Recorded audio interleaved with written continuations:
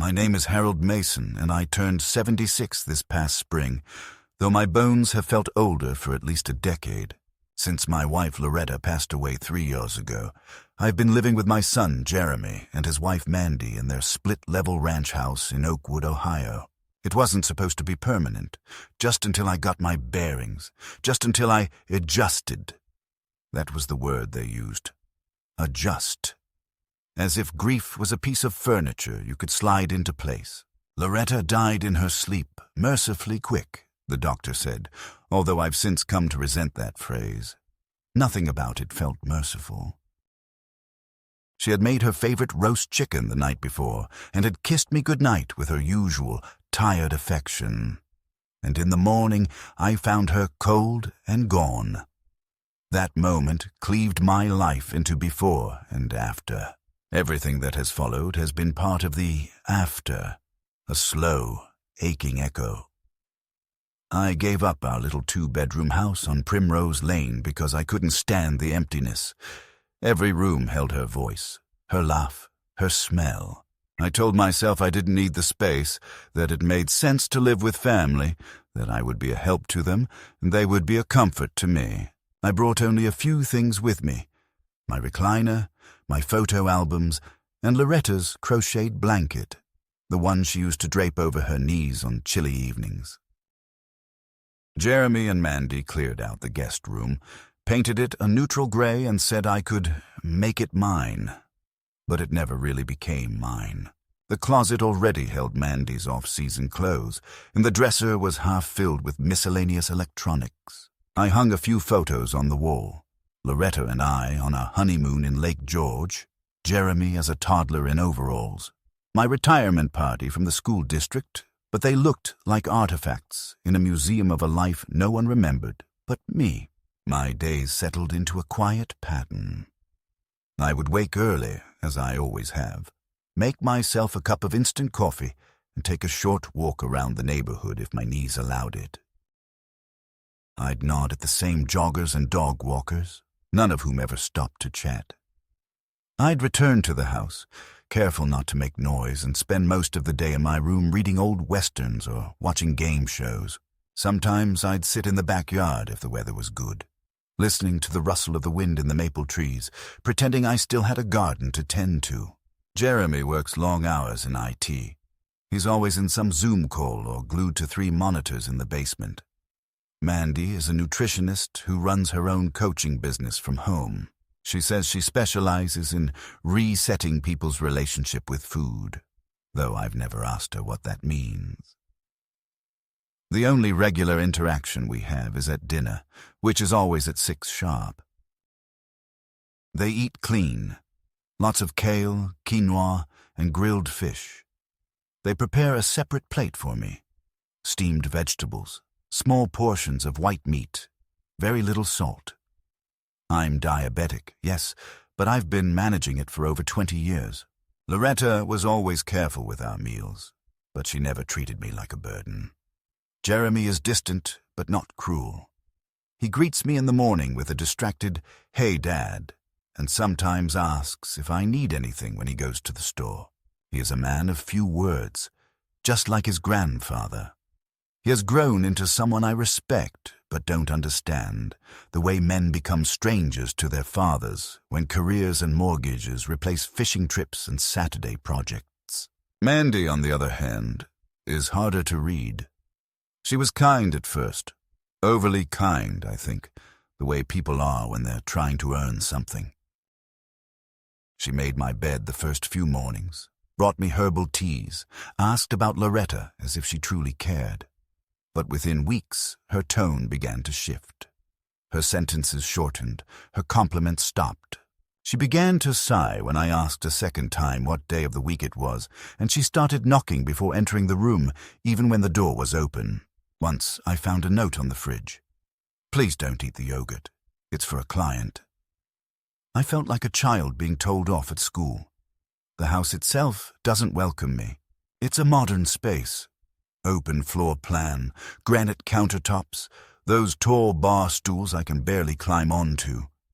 The TV is always playing something loud and unrecognizable. I miss the quiet of my own home, the rhythm Loretta and I had built. The Sunday crossword, the way she folded towels in thirds, her humming when she cleaned. There are no routines here, only schedules, apps, deliveries. Sometimes, when I stand too long in the hallway, I feel like a ghost walking through a life that doesn't remember it ever needed me. My presence feels tolerated, not wanted. I try not to be a burden. I keep my space clean. I do my laundry. I ask for very little. But lately, I've noticed the small ways in which I'm being edged out. Subtle, polite rejections masquerading as concerns. Maybe you should rest instead of coming to the store, Dad. Do you want me to remind you to take your meds again? Should you really be having toast at this hour? There is an unspoken line in the house, and I have learned not to cross it. I don't enter the kitchen unless invited. I don't change the thermostat. I don't watch television in the living room unless no one else is home. I don't speak unless spoken to.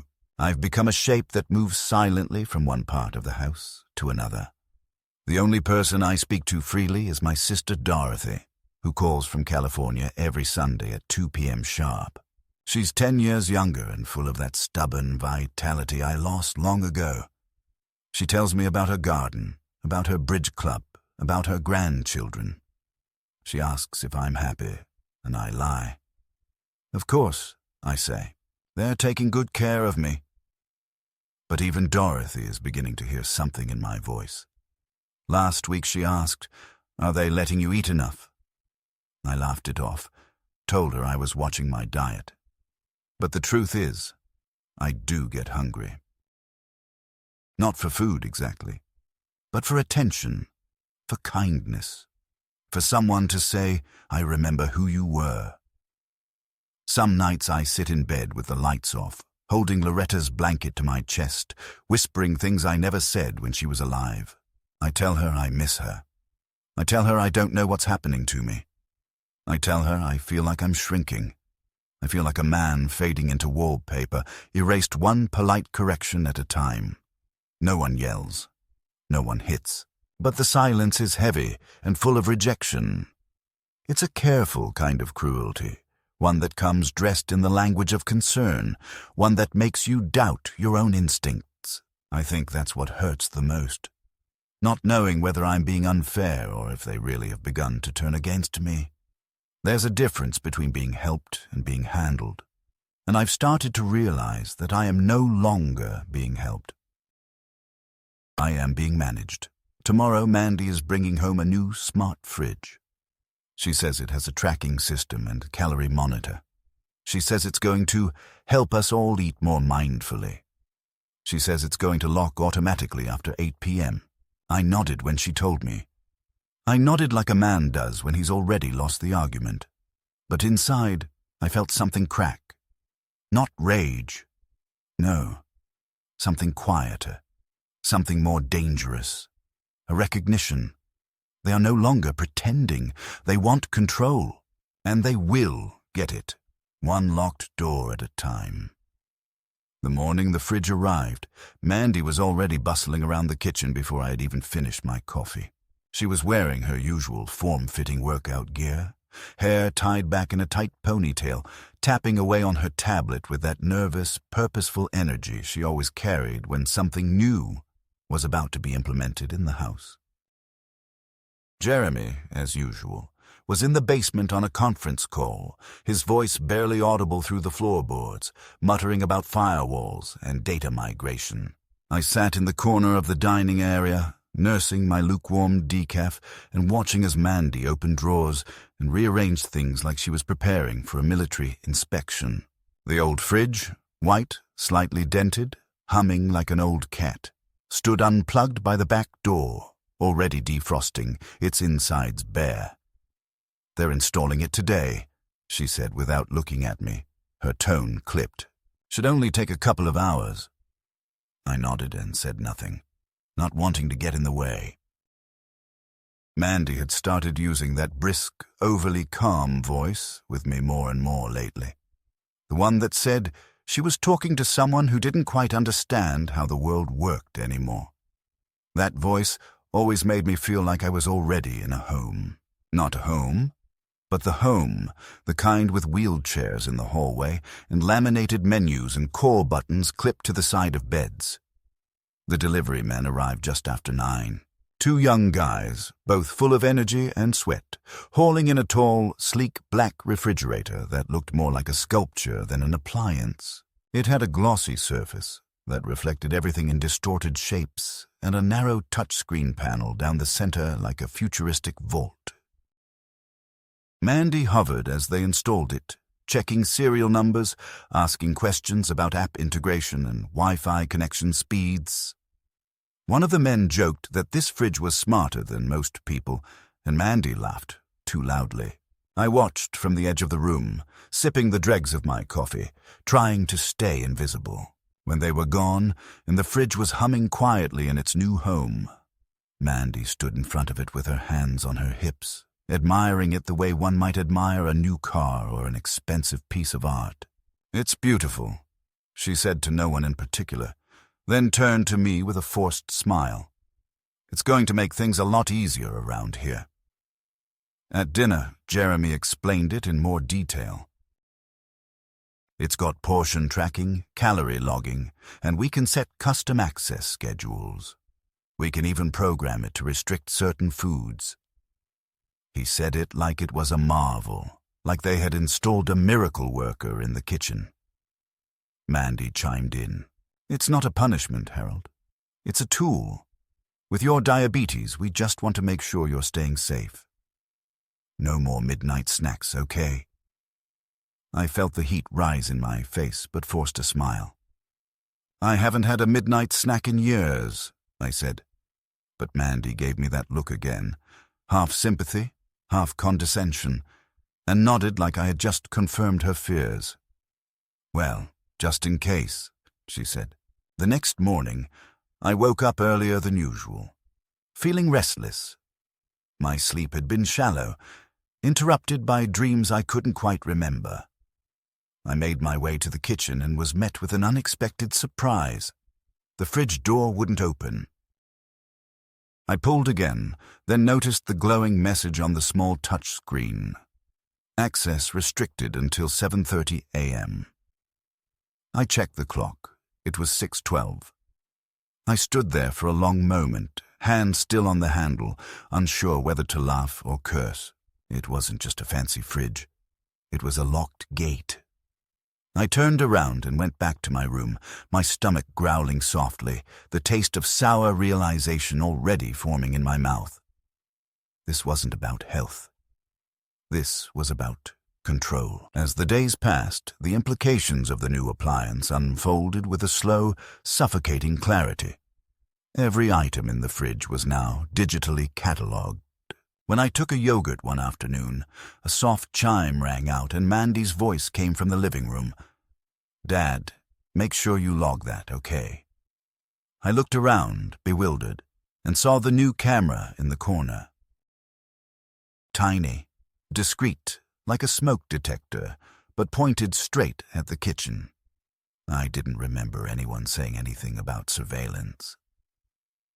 Later that evening, Mandy showed me the app on her phone. It listed every item I had touched that day: milk, yogurt, a banana, and assigned them each a calorie count and a timestamp. "It's really helping us understand your patterns," she said, like I was some kind of research subject. "We can intervene before anything gets out of hand." I wanted to ask what out of hand looked like. A piece of pie, a second helping of rice, but I bit my tongue. It got worse. One night, I woke from a nightmare. Loretta falling, unreachable, calling my name, and stumbled into the kitchen, needing water, needing something. The fridge was locked again. I stared at the screen. Access restricted. Please try again later. I opened the cabinet and found nothing but dry oats and protein powder. The faucet worked at least. I drank and sat in the dark, my head resting against the cool surface of the new machine, feeling like a thief in my own home. The next morning, Mandy sat me down with Jeremy at the dining table. She had printed charts, graphs. "We've noticed some inconsistencies in your eating patterns, Harold," she said gently. "You've been snacking between meals more than we anticipated." Jeremy nodded. "It's not about blame, Dad. We just want to make sure you're not overdoing it. We're all trying to be healthier, right?" I nodded slowly, though I wasn't sure what I was agreeing to. That afternoon they installed a lock on the pantry cabinet. It clicked loudly when it engaged, a tiny metallic finality. I stood in front of it for a full minute, hand hovering over the knob, not even hungry, just bewildered. The note attached to the door read, "For your safety." I went back to my room and stared at Loretta's blanket for a long time. I felt the kind of hollow that comes not from hunger, but from erasure, from being reduced to a list of behaviors and intakes, from becoming a liability. Later that week, I overheard Mandy talking to a friend on the phone in the kitchen. "It's like having a toddler, honestly. I have to monitor everything. He'll eat junk if I let him. I mean, I get it. He's old. He doesn't know better. But it's exhausting." Her voice was bright, casual, like she was discussing a pet that had peed on the rug. I stood just out of view, back pressed against the hallway wall, fists clenched. I wanted to storm in and tell her I was still here, still lucid, still capable. But I didn't. I waited until she left, then walked slowly into the kitchen, placed my hand on the fridge handle again, and found it locked. Of course it was. I stared at my warped reflection in its glossy surface, a pale, tired ghost of a man who used to know who he was. The true breaking point came one afternoon when Dorothy called. I took the call in the backyard, sitting under the skeletal maple tree that used to bring Loretta so much joy in the spring. Dorothy asked if I was eating well. I hesitated too long. "They're trying to help," I said eventually, but my voice cracked on the last word. Dorothy was quiet for a moment. Then she said, "Harold, what are they doing to you?" I didn't answer, just closed my eyes against the wind and listened to the rustle of leaves that didn't rustle quite the same anymore. That evening, Mandy informed me that from now on, I'd need to check with her before taking anything from the fridge outside of meal times. "It's just a precaution," she said, smiling. "You forget sometimes, and it's better this way." I opened my mouth to object, to remind her that I had lived through war, through hardship, through years of driving that yellow school bus across snow-covered roads without incident, but the words didn't come. Instead, I nodded. Again, just like every other time. But inside, something shifted. A weight that had been pressing down on me for weeks began to melt, not into sadness, but into something sharper. Not quite anger, not yet, but close. A kind of clarity, a sense that whatever was happening here had passed the line between concern and quiet cruelty. They thought they were helping, or maybe they didn't. Maybe help had never been the point. Maybe this was never about food. Maybe they were hungry for something else entirely. Power, control, or simply the comfort of knowing I couldn't get in their way. Whatever it was, it had nothing to do with yogurt or toast or sodium intake. And I knew, as I lay in bed that night staring into the dark, that I would not allow it to go on forever. Something had to change. Because if I didn't act soon, I would disappear completely. Not die, just fade, and that, to me, was a far crueler fate than death. A few days after that last conversation with Mandy about food access, something subtle but unmistakable shifted in the air of the house. There was no single event, no dramatic explosion, but a quiet, methodical tightening, as if an invisible hand was slowly closing around my neck, testing how much pressure I could endure before reacting. They stopped asking if I wanted to join them for dinner, and soon they stopped informing me altogether. One evening, I came down at my usual time only to find the table cleared, plates in the dishwasher, and the lights in the kitchen already dimmed, I stood there in silence, staring at the empty room before quietly making myself a bowl of dry cereal with the remaining milk from the guest fridge in the garage. Mandy had said it was for backup use only, emergencies or unexpected guests, but I figured hunger after being forgotten might qualify as both. Still, I felt guilty, like I had stolen from someone else's pantry. I ate alone in the darkened living room, the television silent, the shadows longer than usual, and I realized with a kind of stunned detachment that I was no longer part of the family routine. I was now an afterthought. A week later, I woke up to find a new printed schedule taped to the fridge. It had food access rules in bold letters at the top and listed various time slots for meals and snacks, with specific items allowed in each. There was a small note at the bottom, handwritten in Mandy's elegant print, "For Harold's health." I stared at it for a long time before walking away. That same day, I overheard Mandy on another call in her office, her voice hushed but firm. "He's pushing back a little, yeah. Some resistance. But I expected it. He's not dangerous, just stubborn. And it's not like he's going anywhere." I didn't know who she was speaking to. Maybe a colleague, maybe some kind of elder care advisor.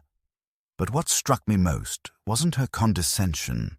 It was the certainty, the conviction in her voice that I was a man to be managed, not reasoned with. A figure to be reshaped until I no longer resembled a threat, not even to myself. The real humiliations began subtly, embedded in small daily interactions. One afternoon, I reached for a leftover chicken breast on the bottom shelf and heard Mandy call out from the other room, "That's not in your window, Harold." I froze, hand halfway to the Tupperware. "Put it back, please." Her voice was pleasant but firm, like a preschool teacher correcting a child who had grabbed an extra cookie. I put the chicken back. The next day, the fridge was reprogrammed to only unlock for me during predetermined intervals. The touch screen would flash my name when I approached, and if it was not my designated time, it would display a simple message. "Access denied. Please consult your caregiver." My caregiver. That word landed like a slap. I'd never needed a caregiver in my life. Not after my heart scare 10 years ago, not after Loretta died, not even when I had slipped on the ice and broken my wrist in Azu 6. I had managed. Always. One morning, I woke up dizzy and sweating, a telltale signal that my blood sugar had dropped during the night. I reached for the glucose tablets I always kept in my drawer. Gone. I shuffled toward the kitchen, fingers numb, and found the fridge locked, the screen blinking red. I knocked on Mandy and Jeremy's door, half delirious. Mandy answered, hair tangled, face annoyed. "Harold, it's 4 a.m. "What is it?" I told her I was hypoglycemic. She sighed, clearly irritated, and went to get me something, but not before muttering, "This is exactly why we need structure." That night she moved my emergency glucose into a box above the sink, out of reach unless I asked. "Just in case you get confused," she said.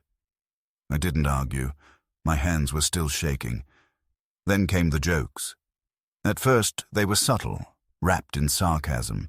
During a Sunday dinner I hadn't been invited to, I overheard Jeremy chuckling as he said, "Better keep an eye on the pie or Dad might raid it after lights out." Mandy laughed. "Too bad the fridge doesn't have a shock function."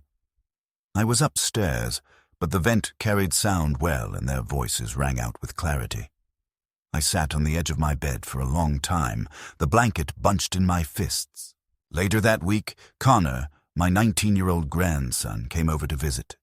He barely acknowledged me, eyes glued to his phone, earbuds in place like armor. I made a comment about his new haircut, trying to bridge the gap. He looked up, smirked, and said, "Cool, thanks, Grandpa. Been doing any late-night fridge raids lately?" Mandy giggled from the kitchen. "Don't tease him, honey," she said with no real conviction. Connor shrugged. "I'm just saying. We should put a bell on him." After that, I stopped going downstairs in the evenings. I stayed in my room, listening to old jazz on a tinny Bluetooth speaker, pretending that the music filled the spaces that food and warmth used to occupy. Sometimes I would find myself staring out the window at the neighbor's house, watching the soft glow of their kitchen as a woman, maybe in her 60s, set the table for dinner, her husband passing her utensils, their silhouettes moving in a rhythm I remembered from my life with Loretta. I'd sit there until the cold crept in through the glass, trying to imagine what it felt like to be needed, welcomed, loved. Then came the food diary. Mandy handed it to me like a gift. "This is going to help us stay on track," she said. "Just jot down what you eat, when, and how you felt afterward. We'll review it weekly." I opened the little leather-bound book and stared at the empty pages. It felt like homework, like punishment, but I wrote in it. I wrote, 1 banana, 8 a.m. I felt invisible, half-turkey sandwich. 12:15 p.m. I felt ashamed. I never showed them those entries. Instead, I copied what I thought they wanted to see. Simple lists, obedient entries. They never looked closely. I doubt they cared about the details. They only wanted proof that I was compliant. One day, I tried to talk to Jeremy. We were alone in the garage, and I asked if he thought things had gone too far. He looked up from his laptop, confused. "What do you mean?" I gestured to the house. "The locks, the cameras, the rules. I don't feel like I live here anymore." He blinked, then looked away. "It's for your health, Dad. You know that. Mandy's been working hard on all this. She reads a lot of studies, and honestly, you haven't exactly been taking care of yourself." That last sentence hit harder than he realized, not because it was true, but because he believed it was. That was the moment I realized he had already crossed over. He no longer saw me as a man, a father, a husband in mourning. He saw me as a patient, a variable in Mandy's health equation. He saw what she saw. Soon after, Mandy rearranged the kitchen completely. She moved all the dishes I used to a lower cabinet, so you don't have to reach. She replaced my fork with a plastic one, saying the metal made my hands tremble. She pured my vegetables one night for easier digestion. I had no input. I had no say. And when I tried to resist, when I pushed back and asked why I wasn't allowed to serve myself anymore, Mandy responded not with anger, but with that sickening smile, the kind that cloaked contempt in faux compassion. "It's just easier this way, Harold. For all of us." One night I found a slice of cheese wrapped in a napkin in my coat pocket. I didn't remember putting it there. I sat on the edge of my bed, unwrapped it slowly, and ate it with trembling fingers. It was cold, dry, flavorless, but it tasted like rebellion, like memory, like something real. Afterward, I cried, not because I was sad, but because I had forgotten what it felt like to make a decision without permission. That night, I began to plan, nothing grand or dramatic, just a small decision. I would begin keeping my own records, not food, not calories, but truth. A journal hidden beneath the false bottom of my dresser drawer. I wrote down everything. The fridge schedule, the surveillance camera, Mandy's comments, Jeremy's indifference, Connor's mocking, not out of spite, but out of preservation. If they were going to treat me like a shadow, I would be my own witness. I would remember for myself, because it was becoming clear that no one else would. It was a Wednesday afternoon when everything truly shifted, when my suspicions, long simmering beneath layers of doubt and self-blame, were finally confirmed in a way so stark it left no room for excuses. Jeremy and Mandy had gone out for what they called a wellness day, a midweek ritual that involved massages, cold-pressed juices, and silent yoga. Connor was supposed to drop by and check on me, but he never showed. I didn't mind. The house was unusually quiet, and I felt a kind of cautious relief, as if the air itself had loosened its grip around me. I took the opportunity to do a little tidying up, partly from boredom, partly to feel some sense of usefulness. I decided to change the linens in the guest bedroom, once Loretta's sewing room, now used mostly for storage. As I opened the top drawer of the old desk, I noticed a file folder slightly out of place, its corner sticking out like a flag. I pulled it open, expecting receipts or insurance forms, and instead found something far more damning: printouts from my bank. At first, I thought it must be a mistake. The statements showed recent withdrawals I hadn't made.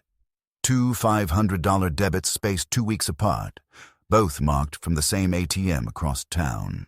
Then, more alarmingly, there were notes of transfers, 1,000 here, 2,000 there, all marked as care-related expenses, sent to an account under Mandy's name. I sat down hard in the old armchair by the window, the folder trembling in my lap. My name was on the account.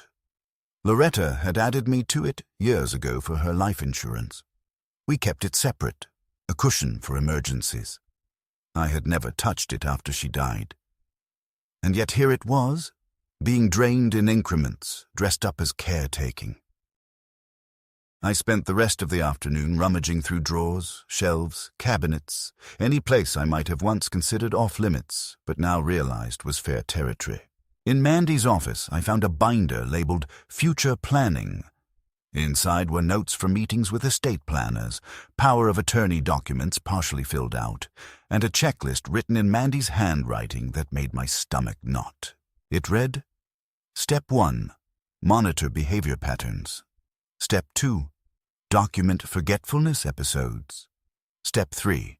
Consult doctor for cognitive review. Step 4. Apply for durable guardianship. My name was scribbled in the margins. The date at the top was 3 months old. I stared at it, stunned by the clinical precision, by the language that stripped me of personhood. I wasn't a father-in-law or even a tenant. I was an impending legal process. I stood in the middle of the room, breath caught somewhere between fury and heartbreak. They weren't just locking the fridge or tracking my snacks.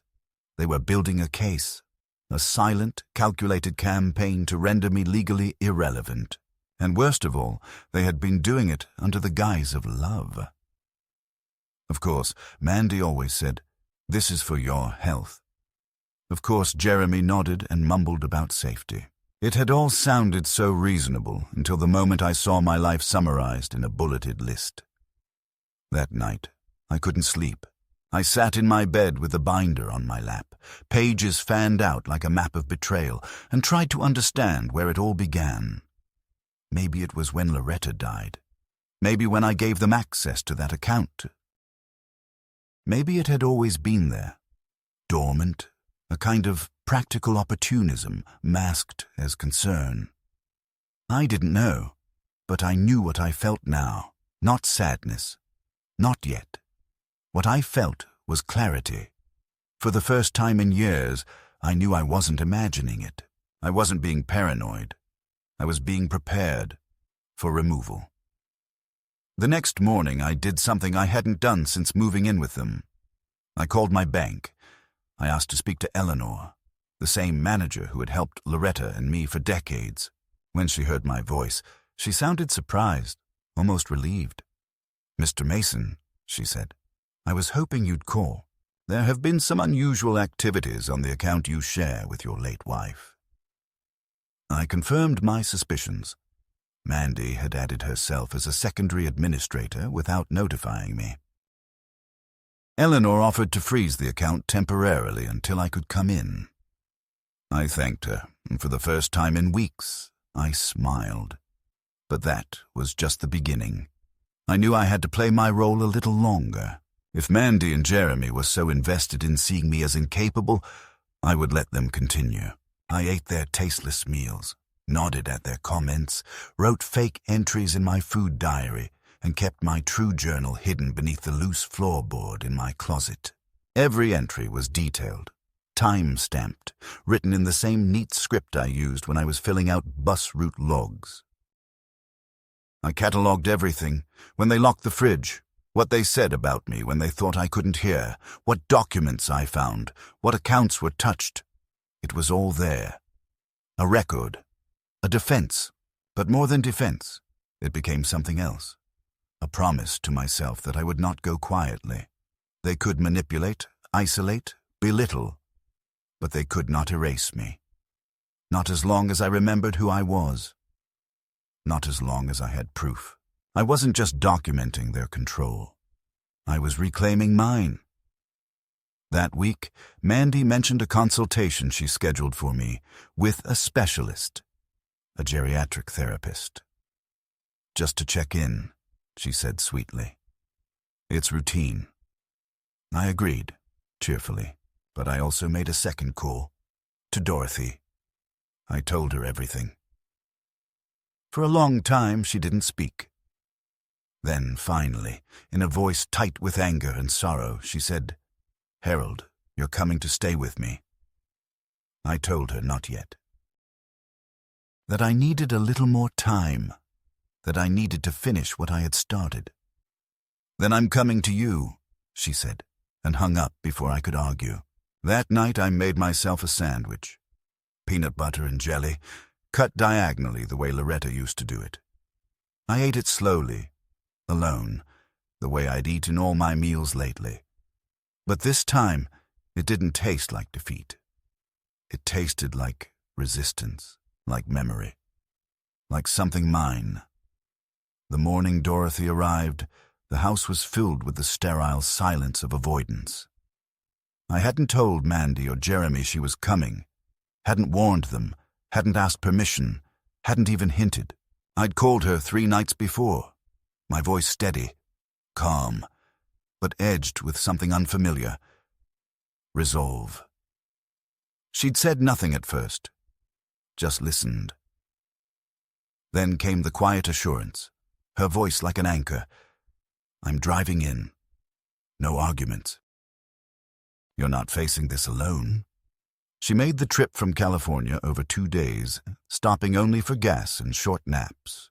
When she finally pulled into the driveway in her pale blue Camry, I watched from my upstairs window, heart pounding, a trembling in my hands that had nothing to do with age. She stepped out of the car like a storm contained in a petite woman's frame. Sharp eyes, wind-chapped cheeks, gray hair pinned in a loose bun. She walked to the front door with a purpose that didn't falter. Mandy opened the door before she could knock. They must have seen her coming.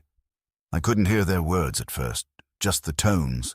Mandy's clipped and surprised, Dorothy's firm, deliberate. I came down the stairs halfway through their exchange and caught only the tail end. Dorothy saying, "Whether you like it or not, I'm staying for a few days. Harold needs a witness." Mandy blinked, then forced a smile so tight I could see the muscle twitch in her jaw. "Of course. Family is always welcome." She turned to me. "You didn't tell us she was coming." "No," I replied simply. "I didn't." That evening the house was tense in a new way. Mandy still plated my dinner separately, still dictated the salt content, still placed the food diary at my seat like a ritual.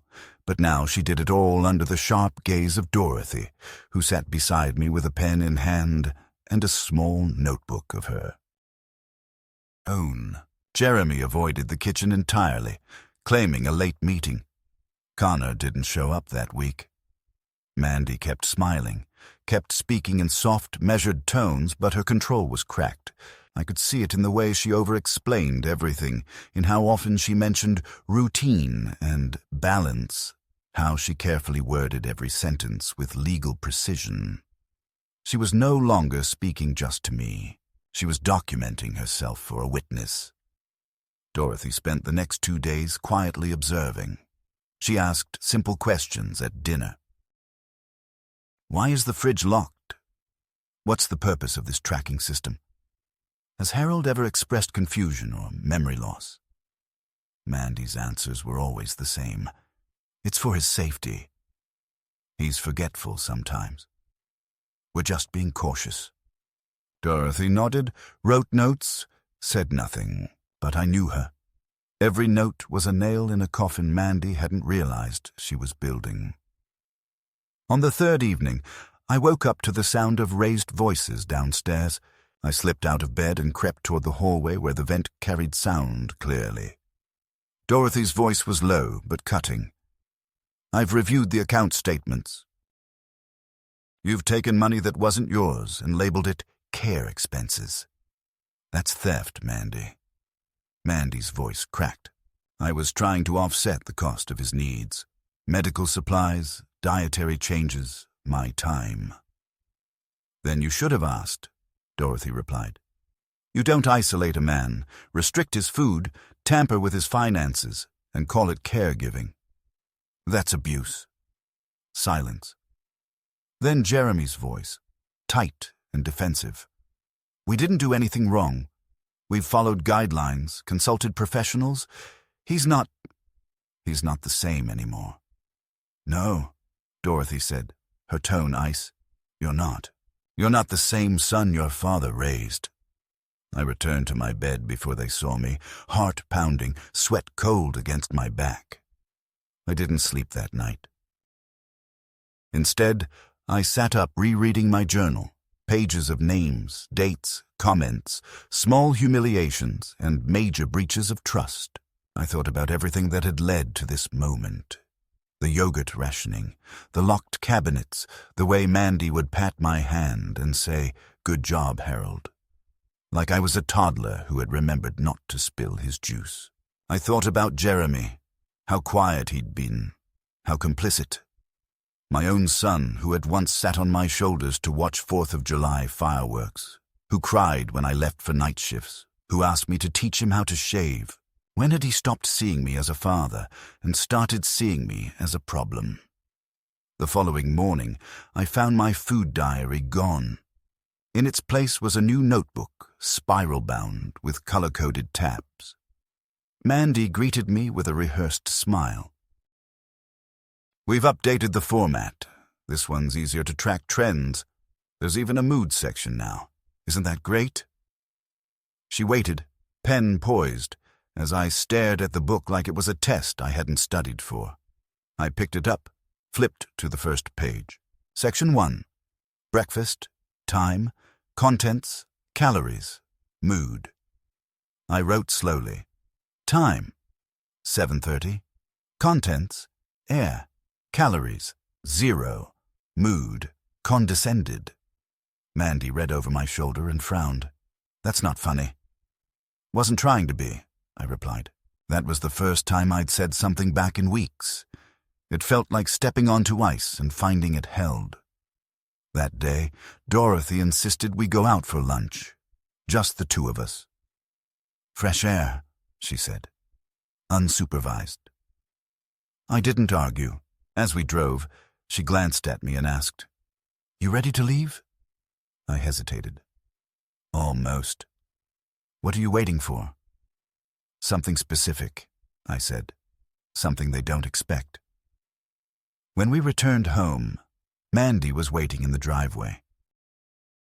We were worried, she said with thinly veiled panic. You didn't tell us you were leaving. Dorothy held up her phone. Texted the house line. No one answered. Mandy didn't reply.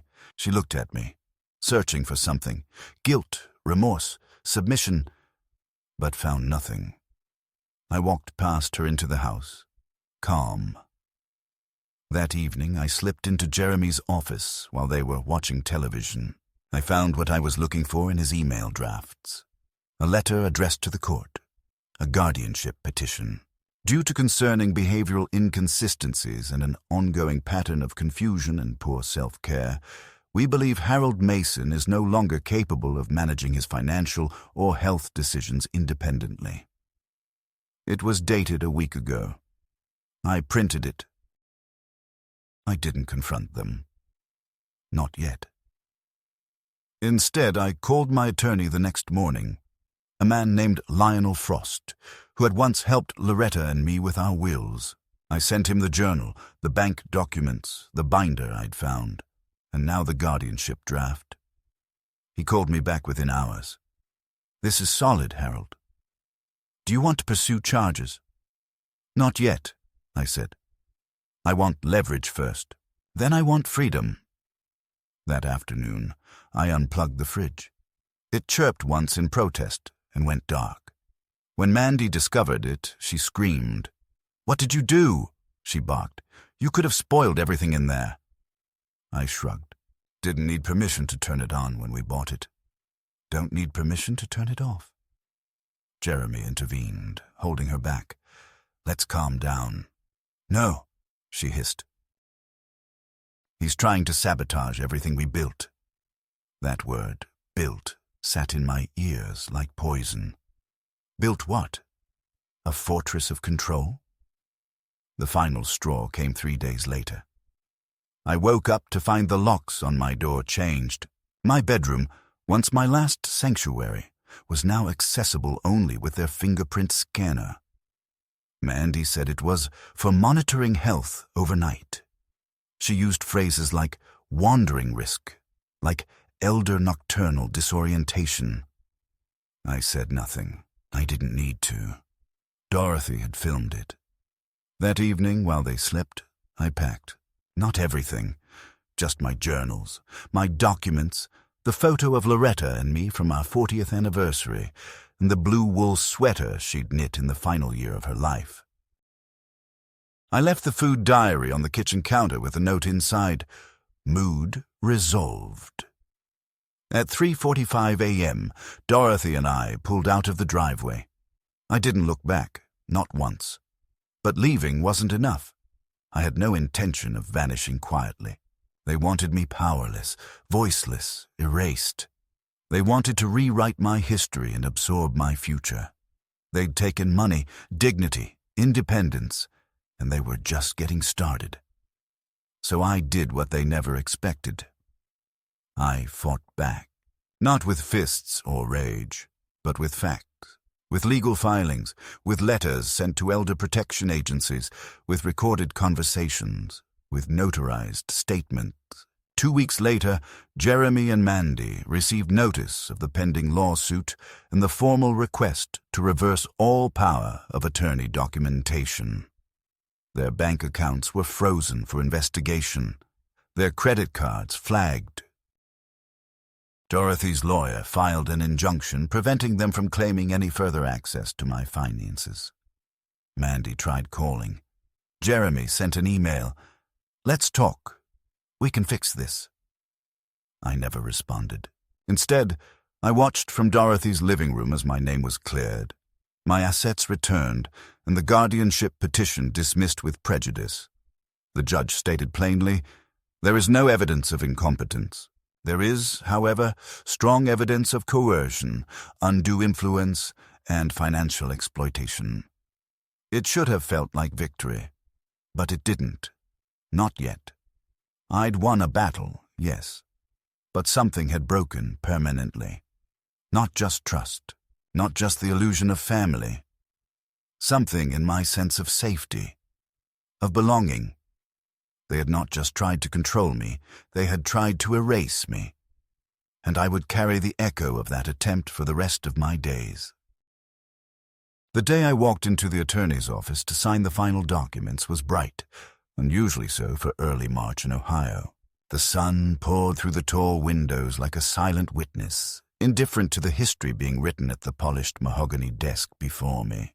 Lionel sat across from me in a crisp charcoal suit, glasses low on his nose, papers aligned with a mathematician's precision. He explained everything again, not because I didn't understand, but because he knew the value of ritual, the importance of hearing the same words once more before crossing the final threshold. I had listened carefully the first time. My financial autonomy reinstated, the fraudulent withdrawals being investigated, and the civil suit against Jeremy and Mandy set to proceed if they failed to comply with the return of funds and public apology. Lionel asked me if I was ready. I didn't speak for a moment. I looked at the pen in my hand, at the papers awaiting my signature, and then at the small brass plate on Lionel's desk. Integrity before all. A platitude, maybe, but today it felt earned. I signed every line slowly, deliberately, feeling each stroke carve something final into the air around me. When the last signature dried, Lionel leaned back and said, "It's done, Harold." But it wasn't. Not yet. Back at Dorothy's, I sat alone in the guest room, the door closed, the legal documents resting in a neat folder on the nightstand. I felt no euphoria, no catharsis. What I felt was pressure, coiled in my chest like a spring that hadn't yet unlatched. Justice on paper didn't erase the nights I'd stared at a locked fridge in the dark or the mornings I'd sat at a table where no one spoke my name. It didn't unmake the feeling of being studied, corrected, corralled. I had taken everything back, my rights, my money, my story. But what I hadn't yet done was speak. Not to them, not with clarity. I had left them letters and legal orders, but I had not stood in front of them and said plainly, "You hurt me, you crossed a line, and I will never see you the same way again." The opportunity came unexpectedly. Dorothy received a voicemail while I was in the kitchen pouring myself coffee. Black, hot, just how I liked it, no permission required. The message was from Jeremy. His voice was raw, sleep-deprived, heavy. He said they wanted to meet. No lawyers, just us. Just Dad and me and Mandy. Please. I told Dorothy I'd go. She offered to come with me, to wait outside, but I said no. Some things a man must do on his own. They chose a neutral spot, a diner just off Route 15, the kind with pleather booths and slow fans that creaked overhead. I arrived first and sat in the back corner, watching the door. When they entered, I saw what time had done to them in just a few weeks. Mandy looked brittle, thin around the mouth. Jeremy looked older, more so than the years between us would justify. They slid into the booth opposite me, and for a long moment we said nothing. The waitress came, we ordered coffee, and when she left, Mandy opened her mouth first. "We never meant for it to get that far," she began. "We thought we were protecting you." I held up my hand, not angrily, but firmly.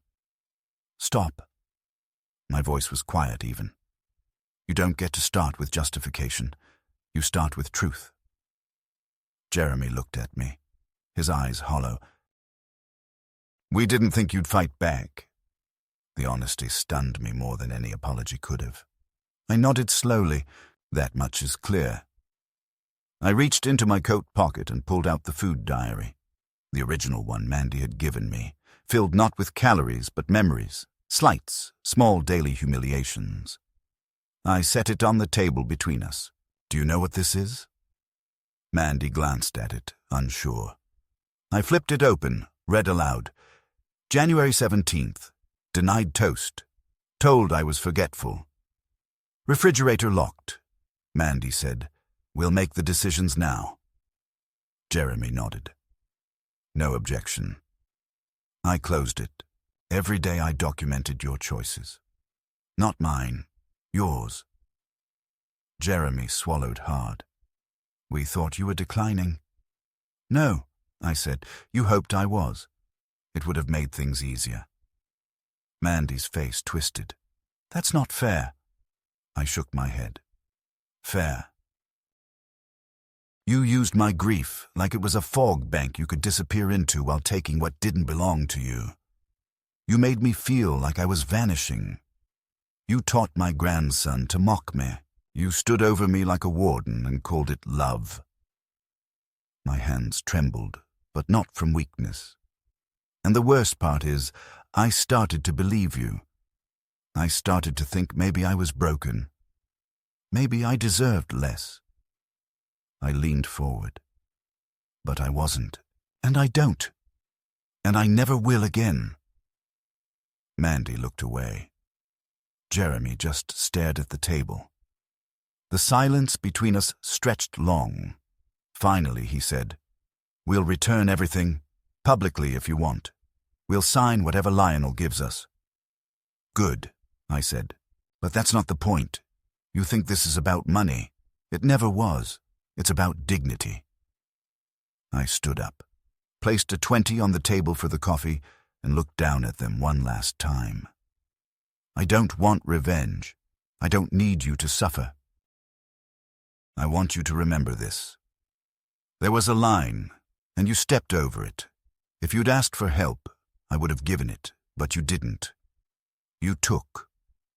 I turned to leave. "From now on, I live where no one locks my food or my door. I live where I'm seen." I walked out of that diner lighter than I had felt in years. The air didn't change. The sun didn't break through clouds. No music played. But something inside me had settled. Something final. I wasn't just free. I was reclaimed. Not by them, not by the courts. By myself. I now live in a small rented cottage on the edge of Sandusky, tucked just beyond the reach of the lake's winds, but close enough that I can still smell the water on clear afternoons. It's quiet here. Peaceful in a way I had forgotten was possible. The walls are mine. The thermostat listens only to me. The fridge hums politely, unlocked, undemanding, unobserved. I keep my own schedule, eat when I'm hungry, read when I feel like it, and let the silence settle without judgment. The first few mornings I still caught myself walking lightly, waiting for permission to move, to speak, to open a cupboard. Habits formed under pressure take time to loosen, but they are loosening. With every sunrise, I do not have to explain myself. I begin to breathe more fully. Dorothy helped me move in. She scrubbed the floors herself, unpacked my books, and arranged Loretta's blanket over the back of the recliner like it had always belonged there. She still calls every morning at 9 sharp, even though we're now only a few minutes' drive apart. She says she does it just in case, but we both know it's more than that. It's her way of reminding me that some kinds of care do not demand control, that attention can be love without surveillance, that help doesn't have to feel like handling. Jeremy and Mandy signed everything. The money was returned.